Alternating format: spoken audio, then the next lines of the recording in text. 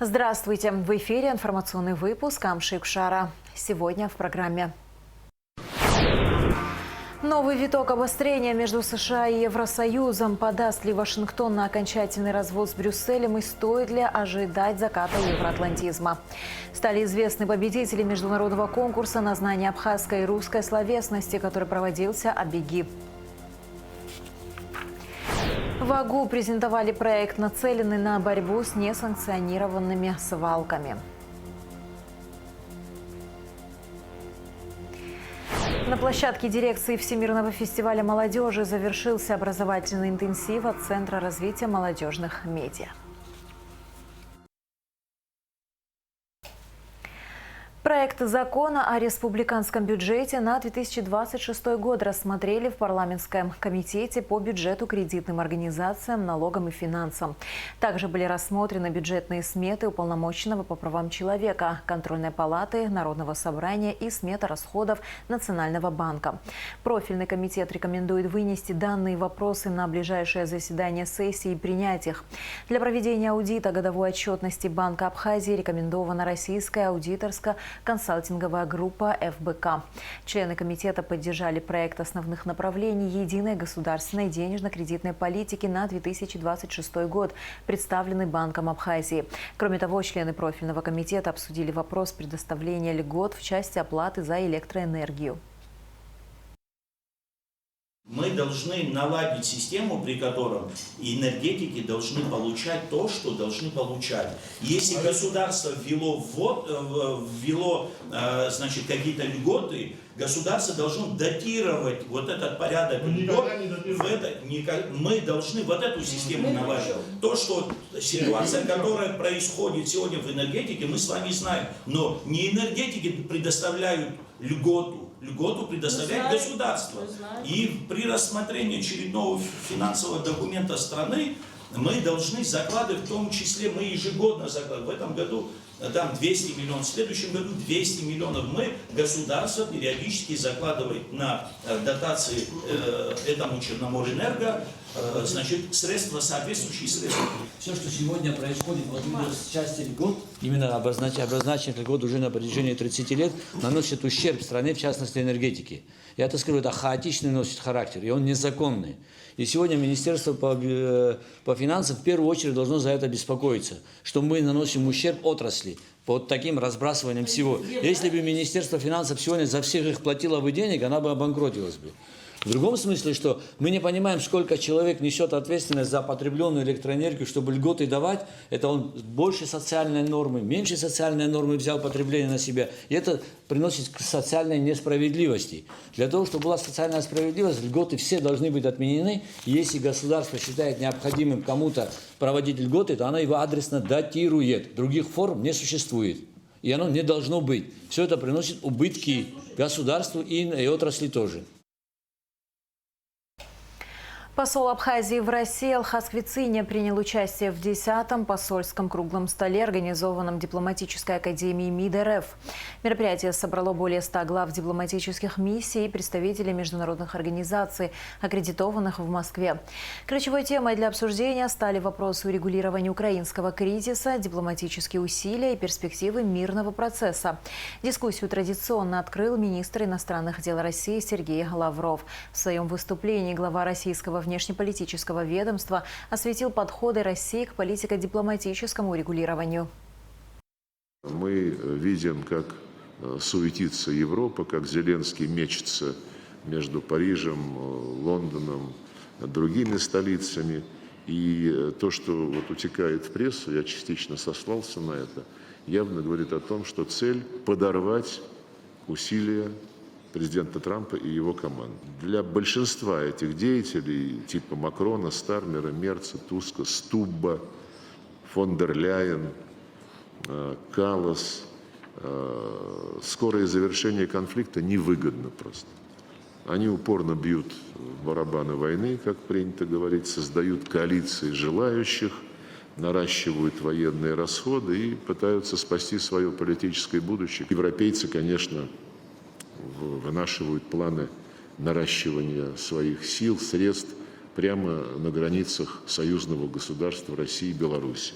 Мы не вынашиваем, президент об этом очень четко сказал, никаких агрессивных планов в отношении ни членов НАТО, ни членов Евросоюза, готовы письменно в юридическом документе зафиксировать соответствующие гарантии, разумеется, на коллективной взаимной основе вот в контексте изложенного выше подхода. Что касается прогнозов о том, когда завершится украинский конфликт, конкретные сроки называют представители Европы. Кто-то говорит до весны, кто-то говорит в течение 2026 года. Мы все-таки на это силы не тратим. У нас есть конкретные задачи. Эти конкретные задачи четко, недвусмысленно были изложены и в определенных рамках публично нашим президентом, и подробно обсуждались, как я уже сказал, в Анкоридже, где были достигнуты понимания о том, как оптимально двигаться к достижению этих целей в контексте не перемирия, не временной передышки, а устойчивого мира. И мы будем двигаться по этому пути, независимо от того, кто какие сроки называет. У нас главное для нас это существо. Существо касается безопасности Российской Федерации и безопасности русских людей, которых объявил киевский режим террористами и лишил всех прав. Вот это наша цель. Путин и Уитков устранили все недопонимания между странами на переговорах в Москве, отметил Сергей Лавров в беседе с послами на круглом столе по украинскому регулированию. Смысл этих пониманий – возврат Украины к внеблоковым нейтральным основам своей государственности. На Украине разразился коррупционный скандал, и в свете этого затягивание конфликта, похоже, стало для Зеленского вопросом политического, а может быть и физического выживания. Для нас же переговорное урегулирование, как не раз, в том числе недавно в очередной раз подчеркивал президент Путин, по-прежнему предпочтительно. Мы не отказывались от переговоров. Что касается американцев, то, как я уже сказал, они, по нашей оценке, заинтересованы разобраться в сути украинского кризиса. И это отражено было в ходе встречи президентов Путина и Трампа в Анкоридже 15 августа. Там были достигнуты взаимные понимания, которые для нас сохраняют свою актуальность и могут служить отправной точкой в регулировании. Вот недавно, когда здесь у нас был специальный представитель президента Трампа Стивен Уитков, по итогам его встречи с президентом Путиным обе стороны, и российская, и американская, подтвердили взаимные понимания, достигнутые на Аляске. Это очень-очень важный результат, потому что была после Анкориджа определенная пауза. Теперь здесь, в наших переговорах с американцами по украинской проблеме, я лично считаю, что недоразумения, недопонимания были устранены. А смысл этих пониманий заключается в том, что Украина должна вернуться к внеблоковым, нейтральным, безъядерным основам своей государственности. Если еще год назад сближение между Москвой и Вашингтоном было сложно представить, то теперь подобная риторика уже не удивляет. Особенно, когда Европа сама провоцирует Белый дом на охлаждение отношений. Так, например, Соединенные Штаты впервые были названы угрозой безопасности для Европы. В ежегодном отчете датской разведки отмечается, что США отдают больший приоритет своим интересам и пользуются своим превосходством как инструментом власти, в том числе по отношению к союзникам. Одновременно с этим в самом Вашингтоне предложили окончательно выйти из НАТО. Подаст ли Вашингтон на окончательный развод с Брюсселем и стоит ли ожидать заката евроатлантизма? В нашем репортаже. На этой неделе американо-европейская сага продолжилась новыми нападками США на ЕС. Президент Дональд Трамп, как всегда, не стеснялся в выражениях и посетовал на то, что континентом управляют слабые политики. И если все будет продолжаться в таком же духе, Европа, на мой взгляд, многие из этих стран просто перестанут быть жизнеспособными. Я думаю, они слабы. Но я также думаю, что они слишком стремятся к политической корректности. Я думаю, они попросту не знают, что делать. Европа не знает, что делать. Между тем, Илон Маск призвал и вовсе упразднить Евросоюз, объясняя это тем, что бюрократия блока только душит Европу, а по отдельности европейские государства смогут вздохнуть полной грудью. Нападки Маска были не спонтанны. Конфликт усугубился после того, как Еврокомиссия решила штрафовать X на 120 миллионов евро за недостаточную прозрачность рекламы и пользовательских аккаунтов в рамках закона о цифровых услугах.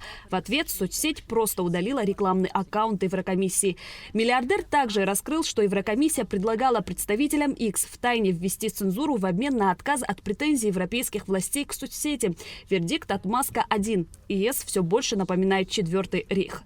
Критика от США во многом основана на позиции ЕС по украинскому вопросу. Белый дом то и дело обвиняет европейских союзников в саботаже мирного плана. Но это вершина айсберга того кризиса, который уже набрал обороты. Европу вычеркнули по той причине, что она не соответствует тем устремлениям, которые сейчас, и тем тенденциям, которые мировым, которые сейчас идут.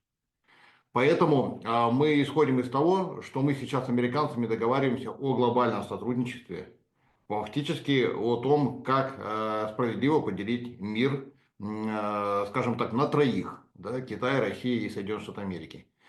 Именно поэтому, в общем-то, некоторые глобалистские элиты Соединенных Штатов Америки, не желая, в общем-то, терять ту гегемонию, которую они формировали на протяжении 20 века и части 21 века, они предприняли действия, скажем так, граничащие с уничтожением планеты, фактически выходом на Третью мировую. Если говорить проще, об огневом противостоянии, которое мы сейчас видим на Украине. Когда они поняли, что не могут победить на Украине чисто физически Россию, они предпринимают следующие действия. Америка выходит из игры. На фоне недовольства США европейскими лидерами в Евросоюзе нашли чем ответить. И нет, не общественным мнением или данными о поддержке выбранного Брюсселем политического курса. Там решили просто похвалить самих себя. Послушайте, я воздержусь от комментариев, за исключением подтверждения того, что мы очень рады и благодарны за то, что у нас есть такие замечательные лидеры, начиная с лидера в этом зале, председателя Европейской комиссии фон дер Ляйен, которой мы действительно гордимся, которая может руководить нами в решении многочисленных проблем, стоящих перед миром. Тем удивительнее такое олимпийское спокойствие европейцев. США без Европы проживут, а вот Европа без США – вопрос открытый. Для Европы это грозит потрясением, в первую очередь экономическими. Евро не существует как финансовый субъект самостоятельно. Это перекрашенный доллар. ФРС на протяжении многих-многих лет субсидирует присутствие евро на, скажем так, рынке, финансовом рынке. Поэтому, если американцы примут решение и выйдут из дальнейших акций субсидирования этой валюты, то евро исчезнет. Если исчезнет евро, это объединяющая составляющая всех государств, в первую очередь Германия, которая, в общем-то, являлась локомотивом всей экономической политики Европейского Союза. И, в общем-то, мы ждем распад Европейского Союза на множество государств, как это было и раньше, до образования Европейского Союза, а еще раньше, до организации угля и стали. То есть каждая страна будет иметь свою валюту, будет свои собственные иметь интересы политические, экономические, внутренние. И это, в принципе, устраивает и Вашингтон, и Москву. Нам легче договариваться с каждой страной в отдельности, чем говорить с Брюсселем, который, в общем-то, порой несет, скажем так, геополитический бред. Символично, что ЕС использует ровно те же методы, в которых безосновательно обвинял Россию, другие страны, включая Абхазию. Но если Москва и другие молча действовали в рамках информационной безопасности, то Брюссель просто пытается читать мораль о мнимых ценностях демократии, параллельно вводя цензуру за инакомыслие. Видят ли они в этом двойные стандарты – вопрос риторический. Это геополитический эгоизм. Дело в том, что европейские страны, да и американцы, в общем-то, достаточно сильно грешат тем, что они считают себя центром мира. Вот этот эгоцентризм, который присутствует в западных странах, вообще в коллективном Западе, он присущ элитам, которые формировались на протяжении последних 50-60 лет после окончания Второй мировой войны, когда уже сформировалось геополитическое, скажем так, большинство, предполагающее нести, в общем-то, только свои интересы, игнорировать интересы других государств. И, в общем-то, это предполагает их политику и их действия. Даже если США не выйдут из НАТО завтра или в ближайшее время, курс на отделение от ЕС выбран. Единственным вопросом остается скорость, с которой Вашингтон будет разрывать свои связи с теми, на кого возлагали большие надежды в противостоянии с Россией. Шазина Ханагуа, Абхазское телевидение. О геополитической ситуации, о безопасности на Кавказе и в Абхазии, в частности, мы поговорили с российским журналистом, политическим обозревателем и военным экспертом Александром Артамоновым. Смотрите интервью в нашей программе сегодня, а сейчас небольшой отрывок. Я абсолютно убежден, что Россия никогда не поступится ни интересами абхазов, потому что очень давно все-таки абхазский народ получил гарантии своей безопасности, своего суверенитета от лица русского народа, россиян. И для России это в том числе еще и безопасность Сочи, безопасность своего южного региона. Фактически та политика, которую сейчас исповедует Грузия, не показывает мне окончательного отхода от блока НАТО и учета местных региональных интересов. Есть еще одна составляющая, очень серьезная для меня. Она волнует, насколько я знаю, и грузин, но волнует, это не значит, что есть какие-то шаги, которые показывали бы, что что-то здесь меняется. Мы видим усиление Турции, мы видим усиление турецкого военного флота. Мы знаем, что турецкий военный флот на сегодня на 20 с лишним тысяч тонн превосходит по тоннажу российский военный флот в районе Черного моря. Турецкий военный флот – это 85 тысяч тонн водоизмещения, если собрать все вместе корабли. Мы знаем, что Турция строит корабли для украинской хунты, для Киева. Построен первое уже плавсредство, корабль. Это Гетман Иван Мазепа. Он сдан был украинской стороне, на нем поднят украинский флаг. Строятся еще 3 таких же корабля, той же самой серии, фрегаты, серия А, да, турецкая серия. И возникает вопрос тогда, а как вот Абхазия думает насчет Черного моря? Если верить на сегодня политике Грузии, то в Грузии сейчас суда, которые осуществляют рейсы между Турцией и Грузией, имеют единые каботажные номера. То есть такое впечатление, что они не покидают турецкой акватории, хотя в принципе они переходят на территорию другой страны, Грузии, другого морского пространства. А получается, что у них общие каботажные номера, как будто бы они осуществляют внутренние рейсы. Конечно, это только один из знаков, это как барометр, который показывает погоду, но это очень серьезный знак. Поэтому мне кажется, что окончательного регулирования конфликта до решения общего по России с Североатлантическим альянсом всех вопросов я пока не наблюдаю и в ближайшие годы наблюдать не буду. К другим новостям. Батал Пилия признан виновным в убийстве Кемала Ардзинба. Решение огласил Верховный суд Абхазии. Пилия назначили наказание в виде 11 лет колонии строгого режима. Срок считается с даты задержания 19 мая 2021 года. Родной племянник первого президента Абхазии Кемал Ардзинба был смертельно ранен 18 мая 2021 года. Он скончался в республиканской больнице от полученных ранений. Батала Пилия задержали в мае 2021 года по подозрению в совершении убийства. В 2022 году уголовное дело в отношении Пилия направили на рассмотрение в Верховный суд. Верховный суд Республики Абхазия, руководствуясь статьями 304, 310 Уголовно-процессуального кодекса Республики Абхазия, приговорил Пилия Батала Надарьевича признать виновным в совершении преступлений, предусмотренных частью 5 статьи 32, частью 1 статьи 99, частью 2 статьи 164, частью 2 статьи 217, частью 1 статьи 217 и частью 1 статьи 217 Уголовного кодекса Республики Абхазия.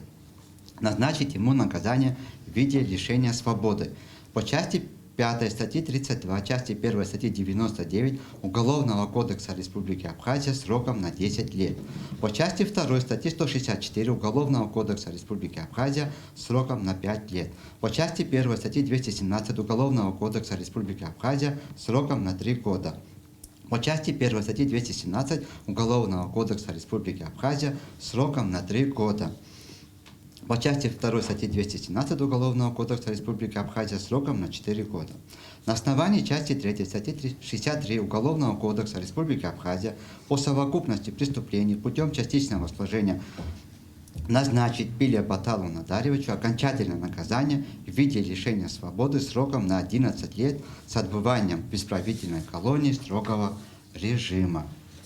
Пилия Батала Надарьевича в совершении преступления, предусмотренного пунктом Б части 4 статьи 155 Уголовного кодекса Республики Абхазия, оправдать на основании пункта 3 части 2 статьи 302 Уголовно-процессуального кодекса Республики Абхазия за отсутствием состава преступления. Признать за осужденным Пиля право на частичную реабилитацию в части его оправдания по обвинению в преступлении, предусмотренном пунктом Б части 4 статьи 155 Уголовного кодекса Республики Абхазия на основании пункта 3 части 2 статьи 302 Уголовно-процессуального кодекса Республики Абхазия за отсутствием состава преступления и обращение в суд с требованием о возмещении имущественного и морального вреда в порядке, предусмотренном главой 18 Уголовно-процессуального кодекса Республики Абхазия. Меру пресечения Пилия Баталу Надарьевича до вступления приговора в законную силу оставить прежней в виде содержания под стражей. Срок наказания Пилия Батала Надарьевича исчислять со дня фактического задержания с 19 мая 2021 года. Оползневый участок под железнодорожным переходом в Кулрипше отремонтируют. Работы на улице Курортной временной. В 2026 году пройдет капитальный ремонт. Сейчас строители обеспечивают безопасность граждан до его начала, рассказал глава УКС Демир Гамисония. Планируется очистить русло реки, демонтировать стену, извлечь грунт, восстановить и укрепить стену блоками, засыпать грунт. В связи с образовавшейся проблемой под железнодорожным переходом мы выехали на место совместно с Кулрипской администрацией. На текущий момент происходят оползневые процессы, которые создают сложности местному населению. Было принято решение силами Кулрипской администрации предпринять первичные меры для того, чтобы временно защитить дорожное полотно от оползня дальнейшего. В 2026 году будут запланированы работы по капитальному ремонту данного участка, но на данном этапе будут приняты временные меры для того, чтобы обезопасить данный участок.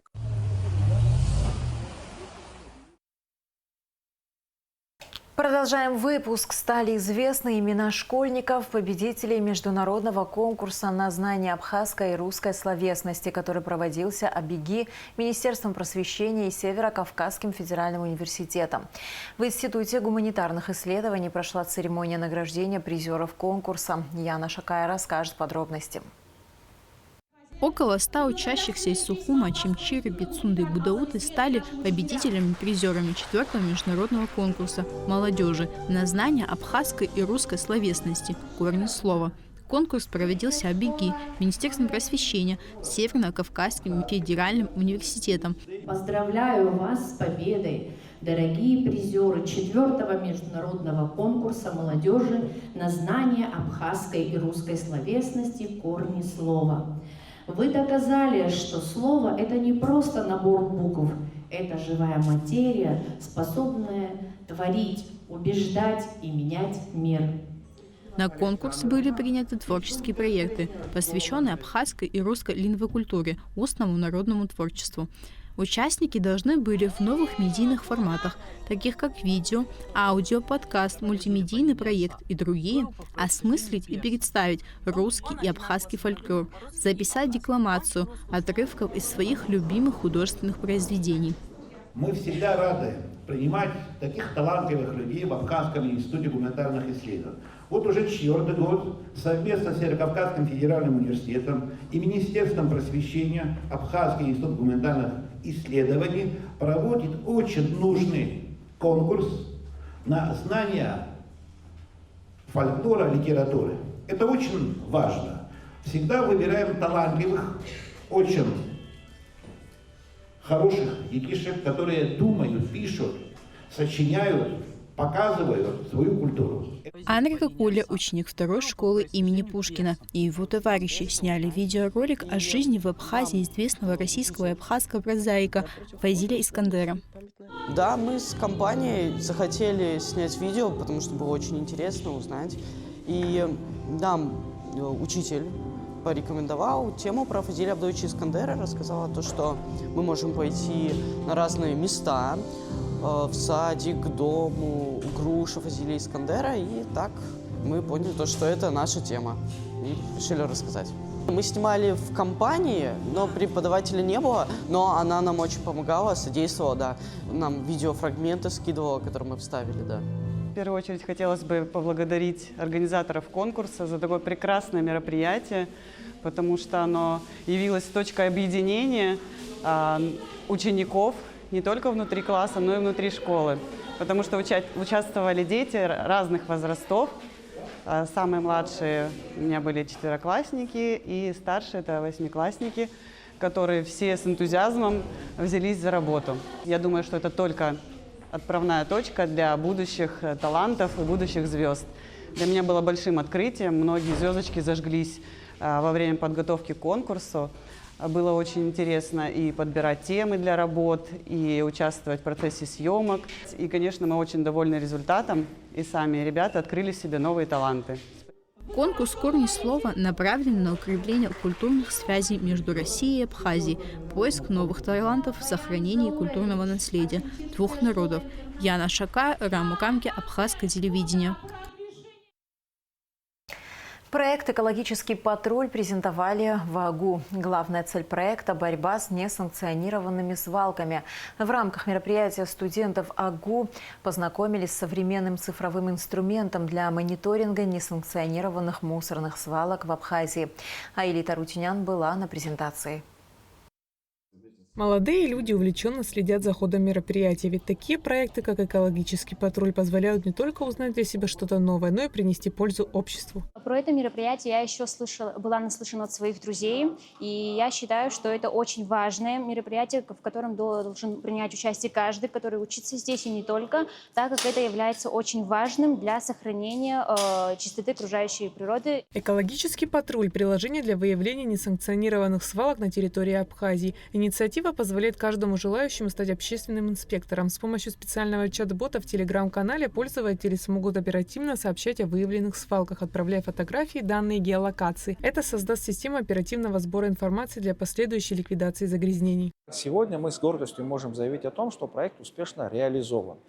Осталось донести до нашей широкой общественности, до молодежи, до всех людей, которые проживают, бывают в гостях в Абхазии, с тем, чтобы они пользовались этим приложением. Ведь от пользования этого приложения зависит максимальное количество информации, которая может быть в него загружена. В перспективе планируется, что в рамках данного приложения мы будем делать рейтинг коммерческих организаций, да, то есть вот есть магазин или ресторан, да, насколько вокруг этого объекта чисто, насколько соблюдаются экологические нормы. Далее можно будет делать некий общественный контроль ситуации на дорогах. Человек, перейдя по QR-коду, может зарегистрироваться в данном приложении через телеграм-канал. Далее, обнаружив несанкционированное скопление мусора, он может сфотографировать его, загрузить в приложение, поставить на карте точку, которая выделится красным цветом и появится на публичной карте, которую увидят все. Такая информация синхронизируется с ситуационным центром, и руководители всех городов и районов республики будут иметь возможность в онлайн-режиме отслеживать состояние стихийных свалок, их количество и динамику уборки. После на месте свалки красная метка превращается в зеленую. Тем самым сообщая пользователям, что мусор ликвидирован. Проект организован командой Абхазия, координатор Вячеслав Попов. Мы, во-первых, актуализируем эту проблему. Мы видим реальную ситуацию с мусорными свалками. В этом участвуют все. Соответственно, люди, которые участвуют в том, чтобы и хотят, чтобы Абхазия была чистой, ну, они будут и за собой вести людей. Экологический патруль – это работа активистов, волонтеров и людей, думающих о сохранении уникальной природы республики, особенно в условиях роста туристической нагрузки и экономических вызовов, включая контроль за отходами и сохранение лесов. Аэлита Арутюнян, Константин Парулуа, Абхазское телевидение. На площадке дирекции Всемирного фестиваля молодежи завершился образовательный интенсив от Центра развития молодежных медиа «Шум». За 3 дня участники прошли базовые курсы по съемке видео, как горизонтальных, так и вертикальных роликов для соцсетей. В последний день были презентованы готовые работы. Мы – талантливая молодежь Абхазии, полная энергии и амбиций, готовые создавать будущее своей Родины. Наша земля, богатая историей и культурой, вдохновляет нас на новые свершения. Мы обладаем уникальными способностями и идеями, которые стремимся реализовать в самых разных сферах. Гордость за страну и светлое будущее молодежи Абхазии – вот главный лейтмотив фестиваля «Шум», который стал точкой сборки для десятков молодых медиаэнтузиастов. В течение 3 дней участники создавали видеопроекты на темы, важные для будущего республики – сохранение языка, образ современного гражданина, перспективы молодежи и раскрытие талантов.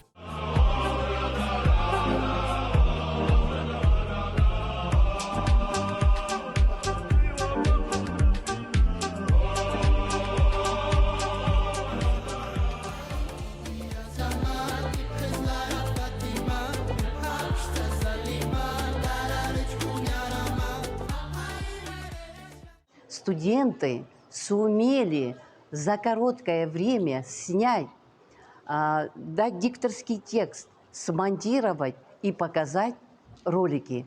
Это у них получилось. Получилось, потому что направление было хорошее. Были короткие, были немного расширенные, но студенты справились. Я хочу сказать, что такие проекты очень нужны.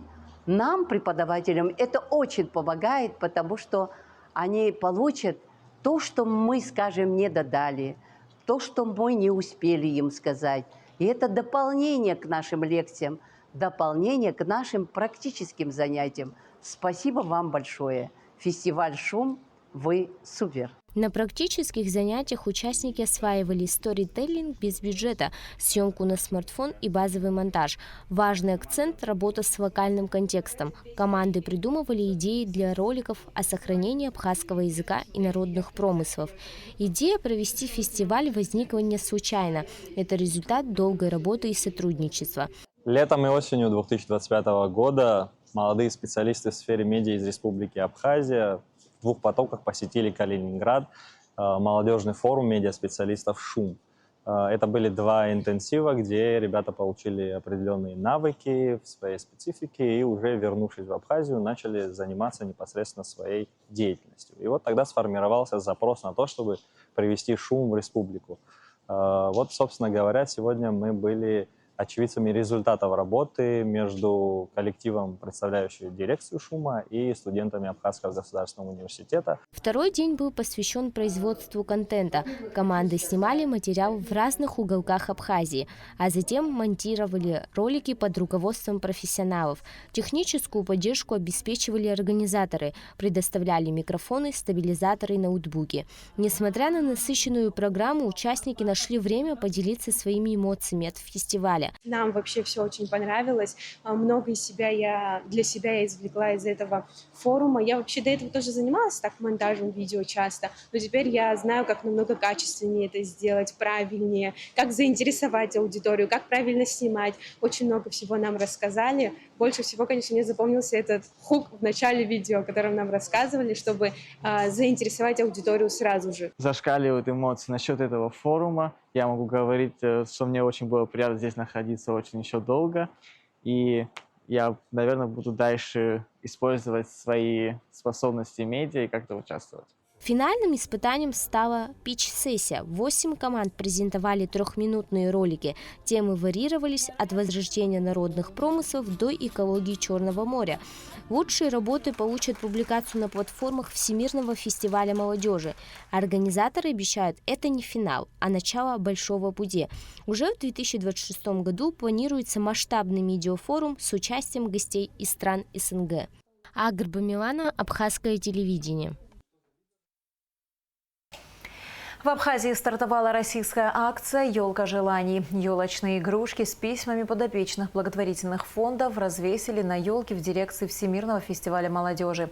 Принять участие в акции могут все желающие. Организаторами выступили представительства Россотрудничества в Республике Абхазия при поддержке ДВФМ.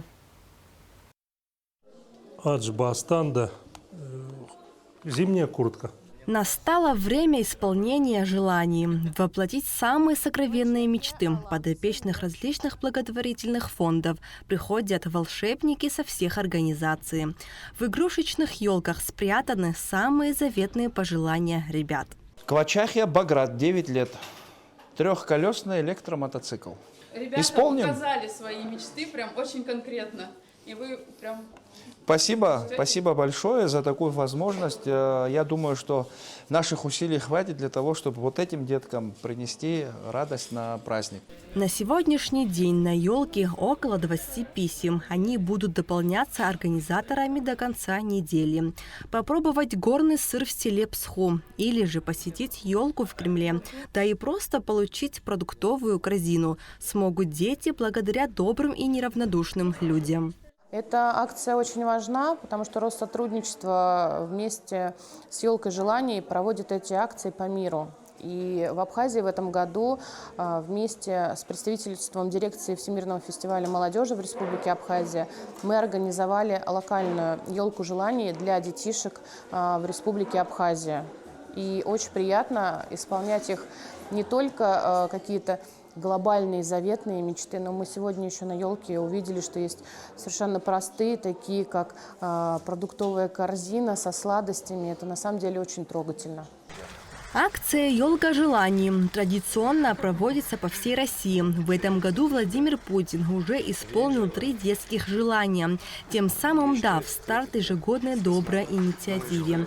И вот эта акция дошла и до абхазских детишек. В представительстве дирекции Всемирного фестиваля молодежи вовсю разбирают письма. А самое необычное письмо на этой елке в этом году – это встреча с президентом Бадрой Гунба.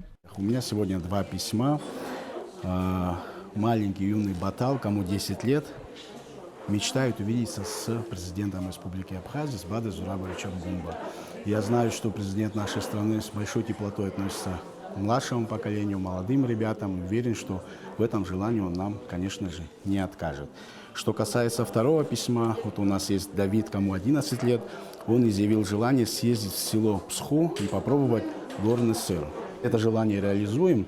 Я думаю, уже в следующем году у Давида будет великолепная возможность ощутить, увидеть изнутри, как живут в селе Псху. Миссия акции – подарить детям ощущение новогоднего чуда и дать возможность каждому неравнодушному человеку исполнить одно из заветных желаний. Акция направлена на поддержку детей, оказавшихся в трудной жизненной ситуации. К сбору желаний от детей подключились фонды Ашана, Киарос, Ачимчирский дом юношества, также благотворительный фонд помощи «Мы вместе».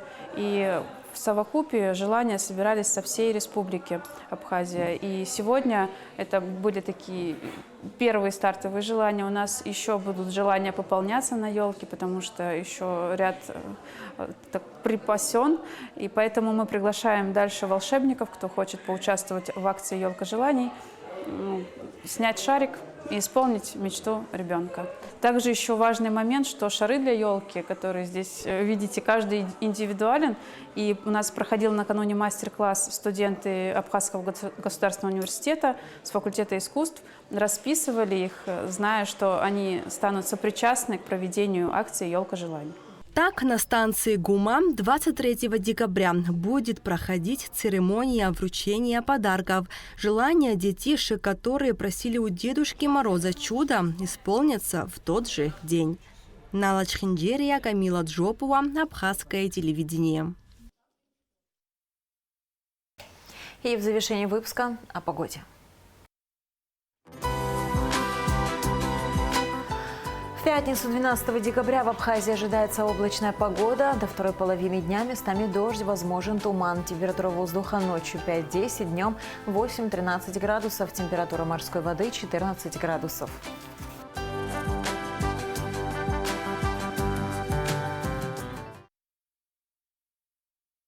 На этом наш выпуск завершен. До скорых встреч в эфире.